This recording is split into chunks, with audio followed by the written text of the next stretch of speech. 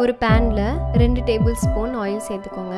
கடுகு 1/4 டீஸ்பூன், கொஞ்சமாக சீரகம், 1/4 டீஸ்பூன் கடலைப்பருப்பு, 1/4 டீஸ்பூன் உளுத்தம்பருப்பு சேர்த்துட்டு நல்லா இந்த மாதிரி பொரிச்சு எடுத்துக்கோங்க. அதுக்கப்புறமா 1 டீஸ்பூன் அளவுக்கு நறுக்குன பூண்டு, 4 பச்சை மிளகாய் நல்லா இந்த மாதிரி வதக்கிட்டு கருவேப்பிலை, அதுக்கப்புறமா ஒரு சின்ன சைஸ் வெங்காயம் சேர்த்துட்டு நல்லா இந்த மாதிரி வதக்கிக்கோங்க.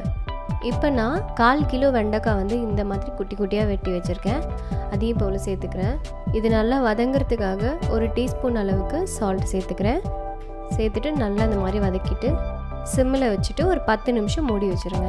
10 நிமிஷம் அப்புறமா திரும்ப ஒரு வாட்டி கிளறிட்டு ஒரு குட்டி சைஸ் தக்காளி இதில் சேர்த்துக்கிறேன். நல்லா இந்த மாதிரி மிக்ஸ் பண்ணிவிட்டு திரும்பவும் ஒரு 10 நிமிஷம் மூடி வச்சுருங்க. 10 நிமிஷத்துக்கு அப்புறமா தக்காளி, வெண்டைக்காய் எல்லாமே நல்லா வதங்கிடுச்சு. இப்போ நம்ம மசாலாவை ஆட் பண்ணிக்கலாம். 1/4 டீஸ்பூன் அளவுக்கு மஞ்சத்தூள், 1/4 டீஸ்பூனுக்கு பெருங்காயம், 1/4 டீஸ்பூன் அளவுக்கு சில்லி பவுடர், 1/4 டீஸ்பூன் தனியா பொடி, 1/4 டீஸ்பூன் கரம் மசாலா சேர்த்துட்டு நல்லா இந்த மாதிரி வதக்கிக்கோங்க. நான் இன்றைக்கி 2 பேர் சாப்பிட்ற அளவுக்கு 200 கிராம் ரைஸ் போட்டு வடித்த சாதத்தை இதில் நான் சேர்த்துக்கிறேன். சேர்த்துட்டு இந்த மாதிரி நல்லா மிக்ஸ் பண்ணிக்கோங்க. இப்போ உப்பு செக் பண்ணிவிட்டு உப்பு இல்லை அப்படின்னா நீங்கள் உப்பு சேர்த்துக்கலாம். நான் 1/2 டீஸ்பூன் சேர்த்துக்கிறேன். இந்த மாதிரி நல்லா கிளறி விட்டுக்கோங்க. அவ்வளோதான், சூப்பரான வெண்டைக்காய் சாதம் ரெடி ஆகிடுச்சு. நீங்களும் உங்கள் வீட்டில் கண்டிப்பாக ட்ரை பண்ணி பாருங்கள். கண்டிப்பாக உங்களுக்கு பிடிக்கும்னு நம்புகிறேன். அண்ட் இதே மாதிரி ஒரு சூப்பரான வீடியோவோட நெக்ஸ்ட் உங்களை மீட் பண்ணுறேன். அன்டில் தென் பாய்.